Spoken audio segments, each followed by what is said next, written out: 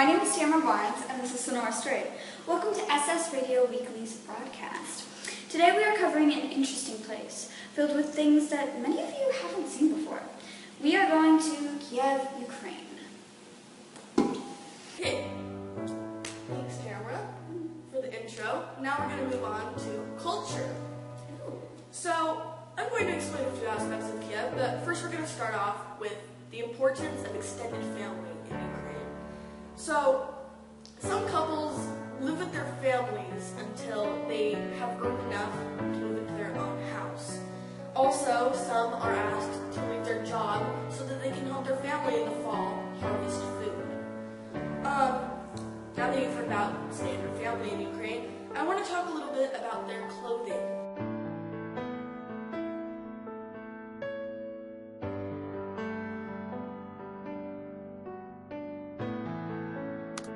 This is a vyshyvanka, a national outfit worn on special occasions. These are hand embroidered.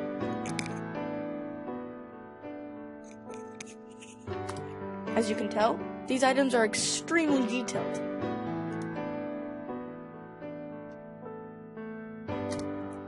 These are headscarves, mainly worn by elder women. As you can tell by the far left, the white scarf has been crocheted. These items are extremely detailed, and Ukrainian women spend much time working on them. Last is a Ukrainian belt worn with the national outfit. The item on the top is a shapka, a Ukrainian hat. So, now is everyone's favorite part. Food. Oh, Kiev has 3 meals a day. The largest meal is lunch. So a few well-known or popular dishes in Ukraine are verensky. These are little dumplings filled with either fruits or vegetables, not usually meat though. The next one is halbutsky. This is cabbage leaves stuffed with ground meat and rice. Another one is kasha, a baked cereal. And the last one is borscht. This is a very common meal in Ukraine. It has potatoes and a variety of vegetables. Now I'm just going to touch on a few interesting topics. Recreation. So a few common sports that are played there competitively and just for fun is soccer, volleyball, and hockey. Although a lot of people do enjoy fishing and dancing as well as exploring the outdoors. Another important part of Ukraine is their art. Embroidery is used in their national outfits, as you've seen, as well as tapestries and headscarves. Their embroidery is very important to their culture. Lastly is holidays. Kiev celebrates just about every single holiday that the United States does, as well as a few others. A few unique holidays is Victory Day, as well as National Women's Day. National Women's Day is just like Mother's Day, however, they also celebrate young girls by celebrating what they can become. Another part is Victory Day. Victory Day is the celebration of the Soviet Army. And throughout the whole day, they do the peace sign. However, this is used as a V. Victory Day. Thank you, Sonora, for that wonderful piece on culture. Now we're going to be talking place. Ukraine is located in the southeast of Europe. It's mountainous, very hilly. It's not flat at all. It's somewhat like Oswego? Like Oswego, exactly. Thank you, Sonora. East side is bordered by the Black Sea. Also, the west side is bordered by Belarus and North Russia. Until the 16th century, it was called Kiev, Rus. From the 13th and 16th century, it was under the influence of Poland. In 1654, a treaty was signed, and it was an agreement that Tsar of Muscovy was to protect Ukraine. Also, it was under the USSR. Is that correct? You know a little more about that, don't you? Yes, Russia took over Ukraine as well as some other countries, and it was called the USSR, so they were not independent. Indeed. Okay. Ukraine was declared independence from Russia in January January 28, 1918. In 1992, they became one of the founders of the Union of Soviet Social Republics. This is Tamara Barnes informing you on the movement in Kiev. This graph shows the use of online currency, while this graph is showing the population. And lastly, we have this graph that shows the population of males and females.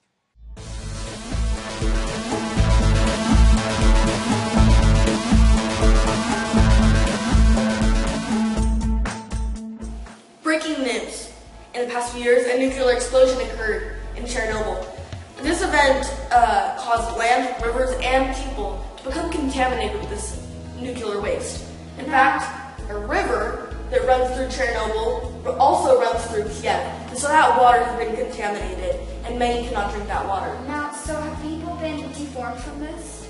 Not many, but there are a few cases that has happened. Also, thyroid cancer has gone up due to this event. Wow. They did contain it for a while. I know they did, but hasn't it been the containment? Well, in fact, they did contain it at first in a porcelain dome.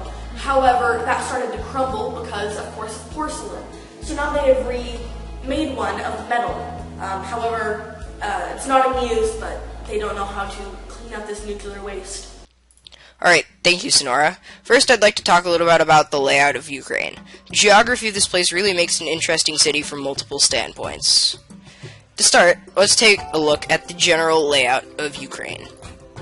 So, the country of Ukraine is located in the southeastern corner of Europe, and directly to the north of Ukraine you find Belarus and Russia. If you go southeast of Ukraine you find the Black Sea, and if you go southwest you find Moldova, and then further down, Romania. Now that we can visualize more or less where the entire country is, I think we can see where the capital city lies with all of this, and how it is located in relation to geographic things. The capital city of Kiev, Ukraine, is located in the northern sector of Europe, or in the northern sector of Ukraine. Located at 50 degrees north and 30 degrees east, we can see that this map of Kiev almost divides the country into its two sections of east and west. The city itself is located a little south of Warsaw, Poland, and directly north of St. Petersburg, Russia, which would be up here. In this next topographic map, you can see a few aspects of Kiev that make it an ideal location for a capital city. The Dnieper River flows through Kiev, which makes the city a great trading hub throughout Europe. From the Black Sea, ships have great access throughout many areas of in the southeastern section of Europe. The elevation is also very reasonable at about 150 feet. This next chart here shows a lot about the aspect of religion. The religion and location of this place greatly tie into the religious factors. Because Kiev is a European city, we can find that the majority of religious people are Christian. However, being further away from more of the religious country may also leave an impact. There are a lot of irreligious people here at 63%, and that may be because of the removal from popular religious sites, and mainly removal from the center of Europe. Despite the lack of religious influence here, it's an extremely diverse place with a unique, exotic culture. For all you know, you may want to go there sometime. If you ever do think about it, here's some great info to remember. It's about a 12-hour flight time, average directly, from Portland to Ukraine. And the distance would be approximately 6,000 miles or 9,000 kilometers. Climate-wise, it has a typically cooler but humid climate. You have to pack right for that. The highest recorded temperature at 102.9 degrees. And a lowest of negative 26, which is very cold. Warmest months are June, July, and August because of the hemispheres. It's in the same hemisphere as the United States, so the seasons are roughly the same. Alright, well, with that, I can say Ukraine is a great place. And now, before I get too carried away, back to you guys up there. Thank you guys all so much for watching our broadcast on Kiev, Ukraine. We hope to see you next time. This is SS Radio Weekly's broadcast.